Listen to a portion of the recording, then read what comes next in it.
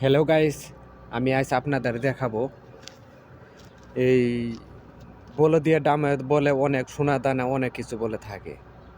মানে আগে মানুষের কাছে শুনছি, বলছে যে বলদিয়ার মধ্যে অনেক কিছু পাওয়া যায়। তো আজকে আমার ডিউটি নাই, তো আজকে বলদিয়া ডামে যতগুলো রাস্তার ভিতরে ডাম পাবো সবগুলাই দেখবো, দিয়ে আসলেই কি আছে এর ভিতরে। চলেন তাহলে দেখা যাক।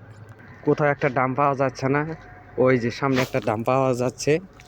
তো দেখি এই ডামে আসলে কি আছে। তো আপনারা অবশ্যই ভিডিওটা দেখবেন। দেখি অনেকে বলে যে বলদিয়া ডামে অনেক টাকা পয়সা পাওয়া যায়, অনেক কিছু জুতা মুতা হাবি জাবি অনেক কিছু পাওয়া যায়। তো দেখি বলদিয়া ডামে কি আছে। তো আসলে কি বলবো, আসলে আগের বলদিয়া আর এখানকার বলদিয়া অনেক পার্থক্য আছে।